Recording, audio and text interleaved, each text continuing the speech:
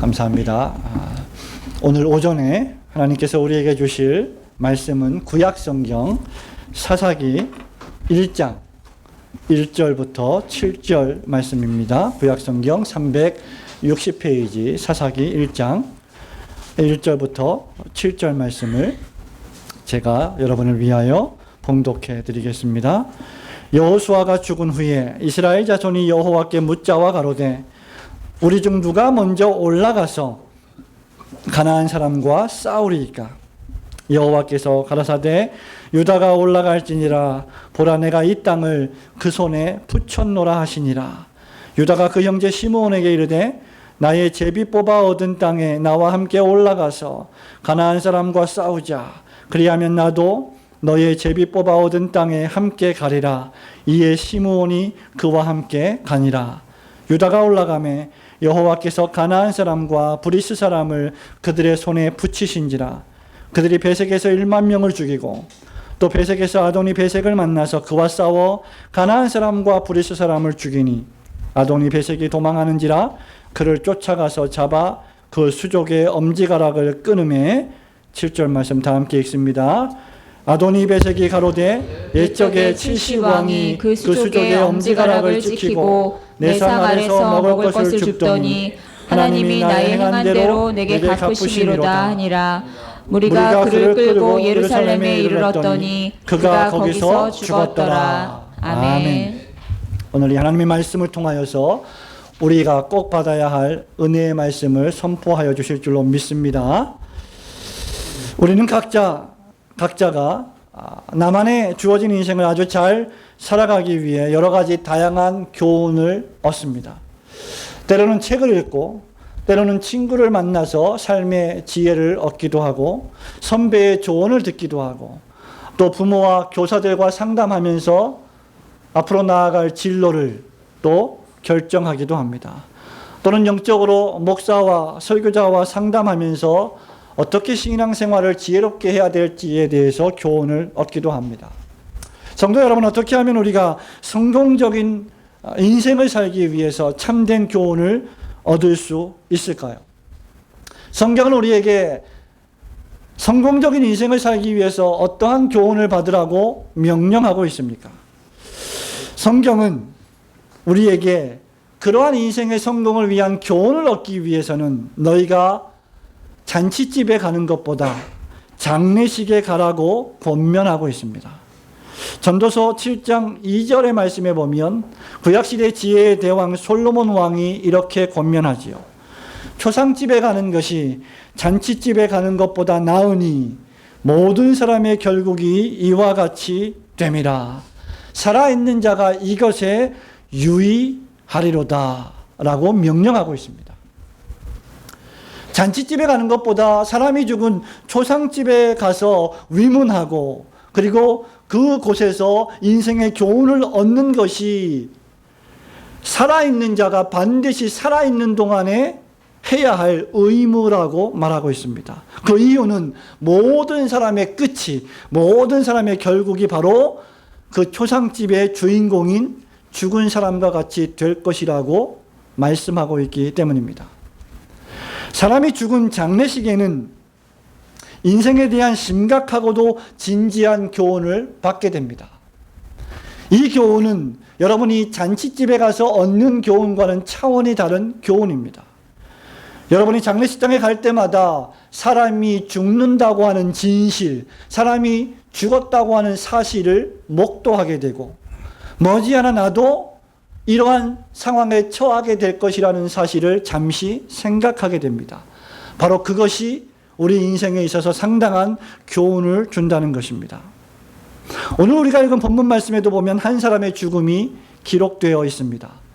그 사람은 바로 5절과 6절과 7절에 기록된 아도니 베색이라고 하는 사람입니다. 이 사람은 바로 사사기 첫 장에 기록된 첫 죽음을 맞은 인물이기도 합니다. 사사기를 시작하는 첫 장에 그 이름이 기록된 가나안의 베색 지역의 왕 아도니 베색은 엄지손가락과 엄지발가락이 잘린 채로 그 비참한 인생의 종말을 맞이하고 말았습니다. 오늘 아침에 저와 여러분은 아도니벳에게 이 비참한 죽음이 주는 교훈 두 가지를 통하여서 하나님의 뜻을 묵상하기를 소원합니다. 첫 번째는 무엇입니까? 저와 여러분이 신자로서 오직 하나님의 말씀에 단순하게 순종하는 것만이 저와 여러분에게 주어진 인생을 승리하는 비결이 된다는 사실입니다. 1절과 2절 말씀을 함께 읽도록 하겠습니다. 시작. 여호수아가 죽은 후에 이스라엘 자손이 여호와께 묻자와 가로되 우리 중 누가 먼저 올라가서 가나안 사람과 싸우리이까? 여호와께서 가라사대 유다가 올라갈지니라. 보라, 내가 이 땅을 그 손에 붙였노라 하시니라. 아멘. 사사기는 여러분, 출애굽한 이스라엘 백성들이 본격적으로 하나님께서 약속하신 가나안 땅을 정복하는 과정 속에서 성공과 실패를 기록하고 있는 책입니다. 이미 상당 부분의 가나안 지역을 이스라엘 백성들은 정복했습니다. 그리고 이제 12지파에게 할당된 땅들을 차례대로 정복하는 과정이 기록된 장들이 바로 사사기 1장부터 시작되는 장입니다. 이스라엘 백성을 애굽에서 출애굽시킨 모세가 죽었고 그 모세 이후 이스라엘의 위대한 지도자, 위대한 영도자, 민족적인 지도자 여호수아가 세상을 떠났다고 1절에 기록합니다. 어쩌면 지도자를 잃은 백성들이 우왕좌왕할 수 있는 상황이었습니다. 하나님이 신자들에게 약속하신, 이스라엘 백성들에게 약속하신 가나안 땅의 정복을 이제 마무리하는 단계에 있어서 지도자의 죽음은 상당한 혼란을 초래할 수 있었을 것입니다. 그러나 가나안 정복을 앞둔 이스라엘 백성들은 여호와께 그 뜻을 묻는 일을 계속했습니다. 1절을 보십시오.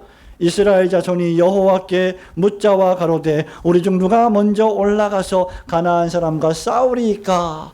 라고 질문했습니다. 기도했다는 것입니다. 물었다는 것입니다. 사랑하는 성도 여러분, 순종이 무엇인지 아십니까? 순종이 무엇입니까? 그것은 하나님의 뜻을 묻는 것입니다. 저와 여러분이 신자로서, 성도로서 보여야 할 순종의 첫 번째 행동이 무엇입니까? 하나님에게 뜻을 묻는 것입니다. 하나님의 의중과 하나님의 의도를 묻고 행하는 것이 바로 순종의 시작입니다. 유다 지파를 보십시오. 이스라엘의 영도자, 이스라엘의 영적 지도자 여호수아를 통하여 하나님께 물었던 이스라엘 백성들이 여호수아가 죽자 물을 사람이 없었습니다. 그러나 그들은 직접 하나님께 묻기를 시작한 것입니다. 누가 먼저 가나안 사람과 싸우리이까? 어떻게 하면 우리가 가나안 땅을 정복할 수 있겠습니까? 하나님께 물었습니다. 그러자 하나님께서 유다가 나아가라고 하셨습니다. 이에 4절 말씀에 보면 뭐라고 기록하고 있습니까? 유다가 올라가매 라고 기록하고 있습니다. 다 함께 4절 말씀을 읽어봅시다. 시작. 유다가 올라가매 여호와께서 가나안 사람과 브리스 사람을 그들의 손에 붙이신지라. 그들이 베색에서 1만 명을 죽이고. 아멘. 순종이 무엇입니까? 여호와께 묻고 여호와께서 응답하시면, 여호와께서 말씀하시면, 여호와 하나님께서 뜻을 선포하시면 그대로 따르는 것입니다. 그것이 신자가 보여야 할 순종의 태도입니다. 여러분, 이것이 무엇입니까? 단순한 순종입니다. 순전한 순종입니다. 다른 생각 없이 하나님의 뜻대로 발걸음을 옮기는 것, 그것이 바로 순종이라는 것입니다. 그 결과가 무엇입니까? 4절에 하나님께서 그 대적자 가나안과 브리스 족속을 유다 지파의 손에 붙여주셨습니다. 물론 유다 지파도 3절에 보면 혼자 올라가서 이 가나안 족속과 브리스 족속과 전투하는 것이 무서워서 시므온 지파에게 도움을 청합니다. 야, 네가 제비를 뽑을 때, 니네 지파 땅을 정복하러 갈 때 나도 너희를 도와줄 테니까 유다 지파의 땅을 정복할 때 너희도 우리를 도와달라고 도움을 요청합니다. 어떻게 보면 이것은 하나님이 응답하신 그 응답에 반하는, 자기 생각을 첨가하는 인간적인 생각이기도 했습니다. 그러나 어찌했든지 간에 유다 지파는 하나님의 뜻을 궁극적으로 따랐습니다. 올라갔습니다. 그리고 전투했습니다. 싸웠습니다. 성도 여러분, 우리는 끊임없이 순종은 제사보다 낫다는 여호와 하나님의 말씀을 듣게 됩니다. 하나님의 말씀을 듣고 실천에 옮기는 것이 여러분이 드리는 제물의 기름보다 더 나은 것이라고 이미 사무엘 선지자를 통하여서 우리에게 말씀해 주셨습니다. 거룩한 날, 안식일 날, 주님이 부활하신 이 부활의 날, 이 주일 예배에 저와 여러분이 나와서 하나님께 예배한다는 것 자체가 무엇입니까? 하나님의 뜻에 순종한다는 표식입니다.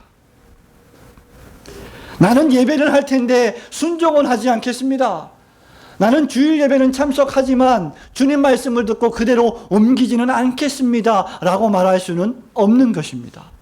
저와 여러분이 예배한다는 것 자체가 바로 순종하겠다고 하는 맹약의 표시이기 때문입니다. 우리가 찬송을 부르며 하나님께 기도하는 것 자체가 바로 주님 뜻대로 살겠다고 하는 고백과 결심이 아니고 무엇입니까? 많은 사람들이 묻습니다. 목사님, 어떻게 하면 내 인생을 성공적으로 살 수 있을까요? 어떻게 하면 행복한 삶을 살 수 있을까요? 어떻게 하면 걱정 없이 편안한 삶을 살아갈 수 있을까요? 솔로몬이 무엇이라고 말합니까?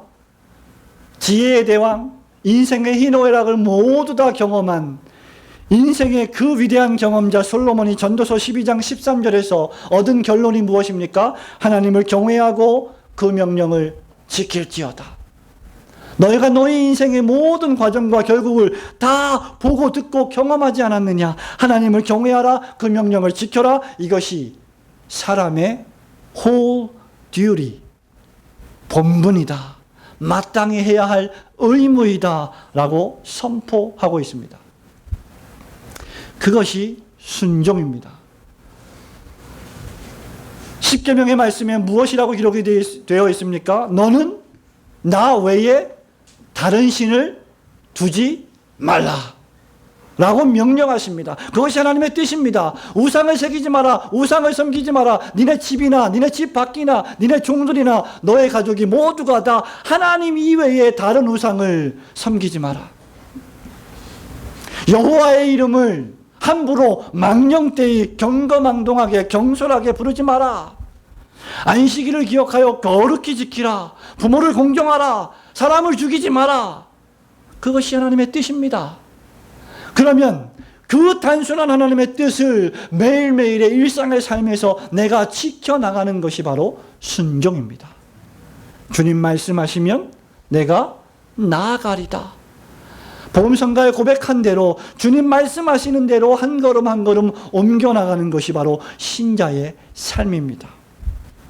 신자가 하나님의 계명의 말씀을 지키지 않는데 성공할 수 있을까요?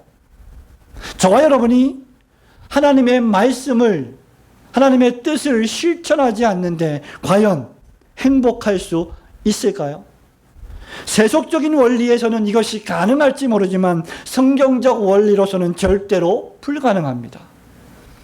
하나님을 섬긴다고 하면서 하나님의 뜻대로 살지 않고 하나님께 예배한다고 하면서 하나님의 뜻을 모르고 살아간다면 그는 결코 성공할 수도 행복할 수도 없는 것입니다. 사랑하는 성도 여러분, 우리는 신자로서 수없이 많은 말씀을 읽습니다.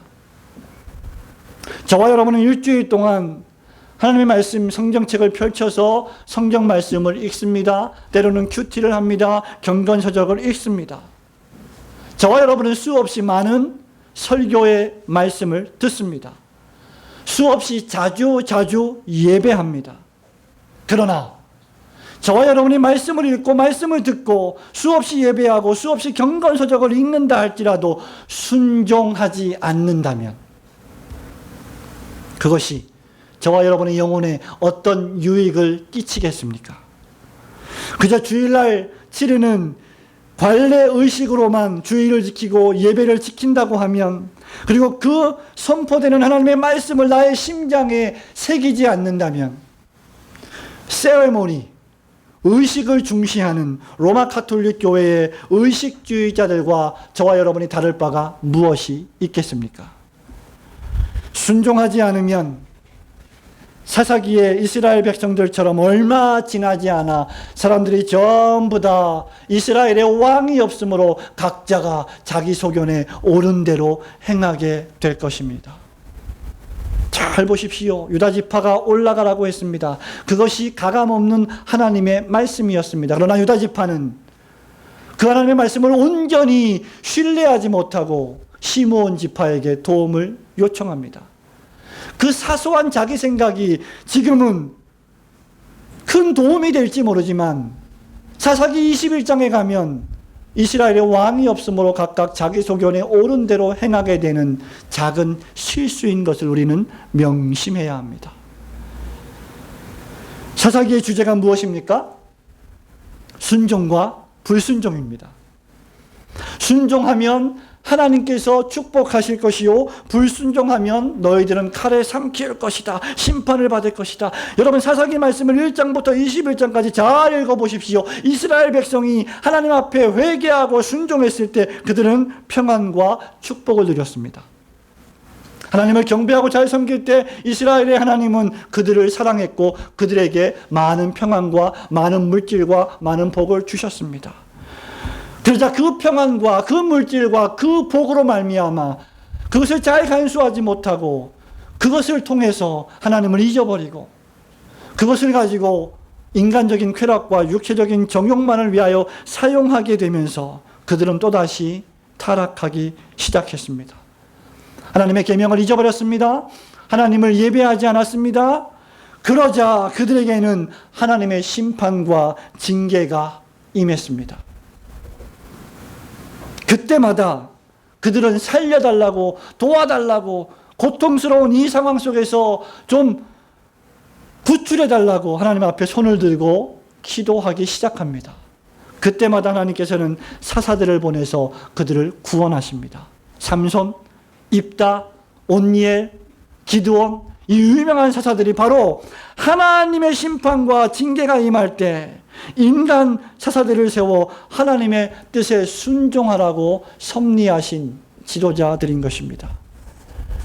이스라엘의 왕이 없으므로 사람이 각기 자기 소견에 옳은 대로 행하지 않도록 사사를 세워두신 것이죠. 회개하는 이스라엘을 구원하시고 또 축복하십니다. 그러나 사사가 죽고 나면 이스라엘이 또다시 범죄하고 또다시 타락합니다. 항상 하나님을 왕으로 모시고 그의 계명의 말씀에 순종하지 않는다면 저와 여러분의 인생은 암흑과도 같은 심판과 징계가 계속될 것임을 명심해야 합니다. 그러나 저와 여러분이 이스라엘 백성이 성도가 신조가 신자가 하나님의 말씀에 순종하기만 하면 모든 일을 하나님이 하십니다. 유다 지파가 올라가라. 유다 지파가 올라가매 하나님이 가나안과 브리스를 저의 손에 붙이셨더라. 목사가 무슨 설교를 더 해야 하겠습니까? 너무나 단순한 진리가 아닙니까? 하나님께서 저와 여러분에게 요구하시는 것은 순종과 경배뿐임을 믿으시기를 축원합니다.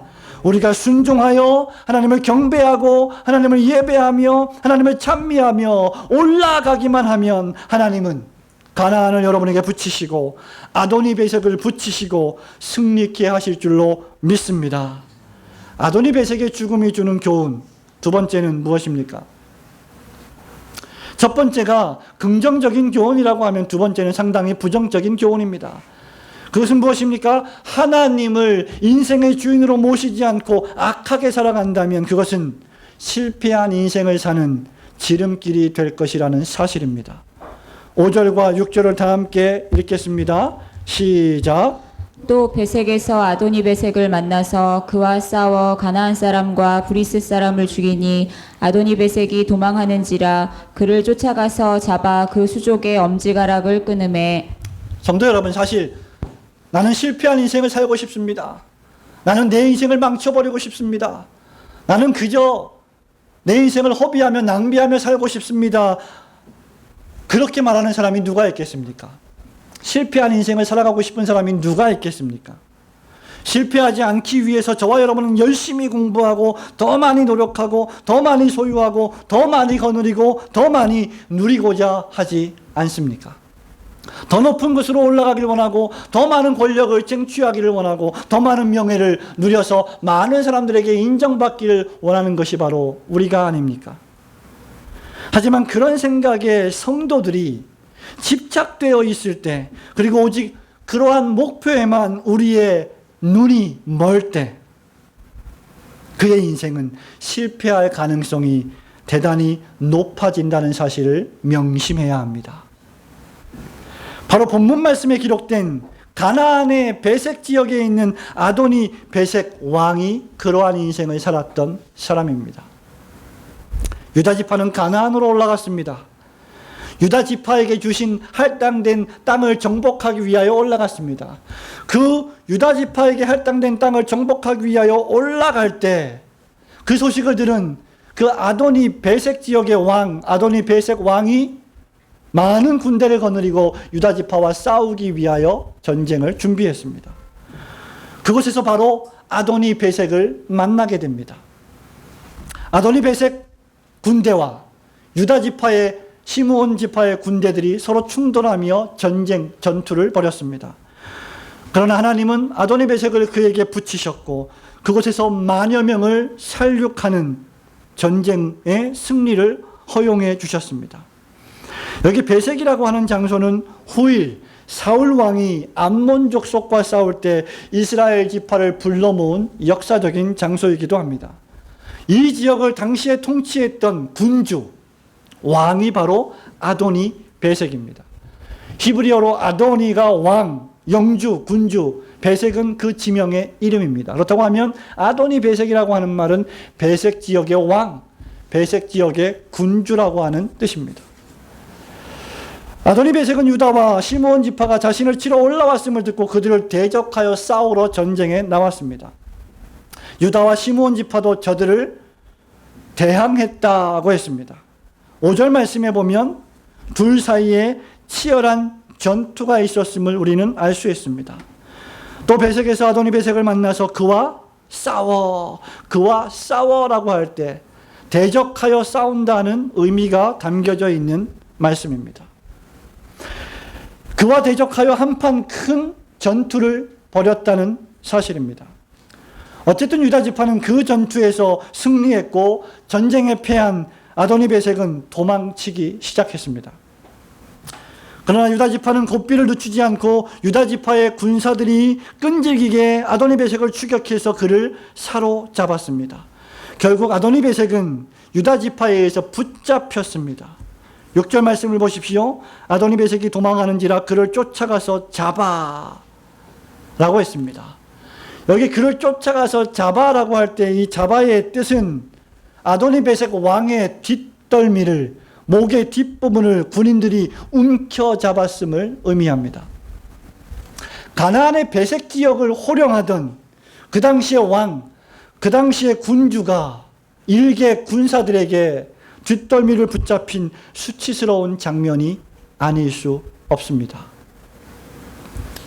그런데 여기서 유다 지파의 군인들이 이상한 행동을 합니다. 그것이 무엇입니까? 6절 하반절에 보니까 바로 사로잡은 아도니 베색의 엄지손가락과 발의 가장 큰 엄지발가락을 잘라서 끊어버렸습니다. 6절을 다 함께 다시 읽어보겠습니다. 시작. 아도니 베색이 도망하는지라 그를 쫓아가서 잡아 그 수족의 엄지가락을 끊음에. 아멘. 여러분, 이것이 무엇을 의미합니까? 주석가들은 대부분 손가락을 잘랐던 것은 무기를 잡지 못하게 했던 당시의 군사적인 행동이고, 발가락을 잘랐던 것은 기민하게 움직이지 못하도록 완전히 전의를 상실하게 만드는 그 당시의 전투 방법이었다고 말합니다. 이렇게 설명하는데 아무런 의견이 없습니다. 결국 아도니 베색은 베색 지역을 호령하던 왕에서 이제는 아무것도 할 수 없는 비참한 신세로 전락되었던 것입니다. 그리고 그는 결국 예루살렘으로 끌려왔고 그 예루살렘에서 비참한 최후를 맞이하게 됩니다. 그런데 유다 지파의 이러한 행위는 사실상 아도니베섹을 향한 하나님의 심판의 결과였음을 우리는 성경을 통해서 알 수 있습니다. 7절 말씀, 아도니베섹 왕 스스로가 고백하는 말씀을 다 함께 읽어보도록 하겠습니다. 시작. 아도니베섹이 가로되 옛적에 70왕이 그 수족의 엄지가락을 찍히고 내 상 아래서 먹을 것을 줍더니 하나님이 나의 행한 대로 내게 갚으심이로다 하니라. 사랑하는 성도 여러분, 사랑하는 우리 학생 여러분, 잘 말씀을 들으십시오. 이것이 바로 손가락과 발가락이 잘린 아도니베섹 자신이 고백하는 인생 고백입니다. 자신의 악행에 대한, 자신의 악한 행동에 대한 하나님의 심판을 아도니베섹이 스스로 인정하는 것입니다. 아도니베섹이 하나님의 심판을 당한 이유가 무엇입니까? 그가 이런 비극적인 죽음을 당한 이유가 무엇입니까? 여러분, 우리는 흔히 사람이 잘 죽어야 된다라고 하는 말을 합니다. 그러나 오늘 본문의 말씀은 그가 죽었던 죽음의 이 결과가 그의 죽음이 아니라 그의 삶의 내용 때문에 발생한 것임을 우리에게 알려주고 있습니다. 사람들은 잘 죽어야 된다고 말합니다. 천만의 말씀입니다. 목사가 볼 때는 잘 살아야 됩니다. 잘 죽기 전에 잘 살아야 됩니다. 저와 여러분이 잘 살면, 저와 여러분의 삶의 내용이 훌륭하면 우리가 어떻게 죽는지는 크게 문제가 되지 않습니다. 저와 여러분이 하나님의 말씀과 뜻대로 잘 살아가면 어떻게 죽는지는 중요하지 않습니다. 오늘날 사람이 죽는 데는 여러 가지 다양한 종류의 모습이 있습니다. 그러나 어떻게 죽느냐보다 그가 어떻게 살았느냐에 따라서 그의 죽음이 평가될 것은 너무나 당연하고 자연스러운 일이 아닙니까? 아도니베섹은 완전히 잘못된 삶을 살았던 대표적인 인물입니다. 왜 그렇습니까? 그의 고백이 무엇입니까? 7절에 과거 그는 70명이나 되는 왕들의 손과 발의 엄지가락을 잘라버린 악하고도 잔인한 행위를 서슴지 않았던 악한 왕이었습니다. 여기 70명의 왕들이 실존 인물인지 아니면 7이라고 하는 숫자가 완전 숫자이기 때문에 이 아도니베섹의 포악성의 완전함을 우리에게 보여주려고 했든지 관계없이 그는 실제로 포악한 잔인한 삶을 살았습니다. 자기 자신 이외에는 그 어떤 왕들도 인정하지 않으며 심지어 그들의 손가락을 자르고 그들의 발가락을 잘라버렸던 인생의 삶의 내용이 잔혹하고 포악하기 이를 데 없었던 삶의 내용을 산 인물, 그가 아도니베섹입니다. 그가 왜 잘못된 삶을 살았습니까? 그것은 그의 통치가 선하지 못했음을 암시합니다. 7절 말씀을 다시 잘 보시기 바랍니다. 옛적에 70왕이 그 수족의 엄지가락을 찍히고 그 다음 말씀, 내 상 아래서 먹을 것을 줍더니. 여러분, 이것이 무엇입니까? 야만적이고 비인격적인 통치가 아닙니까? 손가락과 발가락을 잘라버리고 자기가 하사하는 음식, 그 음식을 마치 짐승처럼 주워 먹게 만들었던 인물이 바로 아도니베섹입니다. 그에게는 사랑, 관용, 용서, 화목 이런 것들이 절대로 존재하지 않았습니다. 내 상 아래서 먹을 것을 줍더니 인격적인 굴욕이 아니고 무엇입니까? 저와 여러분이 세상에서 인생을 살아갈 때 이러한 종류의 아도니베섹을 너무나 자주 만나게 됩니다. 그것은 여러분의 상사일 수도 있습니다. 그것은 여러분이 만나고 있는 수많은 종류의 악한 사람일 수도 있습니다. 그것은 어떤 의미에서 여러분이 그런 인생을 산다면 여러분 자신일 수도 있습니다. 이것이 우리에게 무엇을 시사합니까? 영원하신 하나님의 통치 앞에 겸손히 살지 못한 그의 교만을 암시하고 있습니다. 그는 말합니다. 과거에 내가 70왕의 수족을 발가락을 잘라서 엄청난 권세를 누렸는데 이제 하나님이 내가 행한 그대로 나에게 갚으시는구나. 그는 인생 말년에, 그는 인생을 다 산 이후에 이제 비참한 처지에 놓였을 때 비로소 그것을 깨닫게 된 것입니다. 결론적으로 아도니베섹의 인생은 하나님을 떠난 불신앙적 삶을 대표하고 있습니다. 하나님의 영광에 초점이 맞추어져 있지 않은 삶은 하나님이 심판하십니다. 하나님께서는 살이 쪄서 악인들의 눈이 얼마나 크게 솟아나오든지 관심이 없으십니다. 하나님은 그들이 악을 행하면서도 얼마나 형통하든지, 그들이 얼마나 많은 쾌락을 누리든지 하나님은 관심이 없으십니다. 그들이 악을 행하면서도 선을 행하는 자들이 당하는 고난과 재앙을 당하지 않는 일에 대해서도 하나님은 전혀 개의치 않으십니다. 왜 하나님을 섬기는 선인들은 그렇게 고난과 고통을 당하고 저 악인들은 저렇게 형통하고 잘 삽니까? 왜 죽을 때에도 저렇게 행복하게 죽는 것입니까? 라고 우리 신자들은 종종 불평합니다.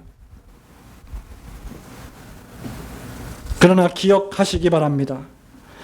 그들이 겸손히 하나님을 경배하지 않고 악을 행하며 교만하고 방자하게 행한다면 마침내 하나님께서는 그들이 행한 대로 그에게 갚으실 것입니다.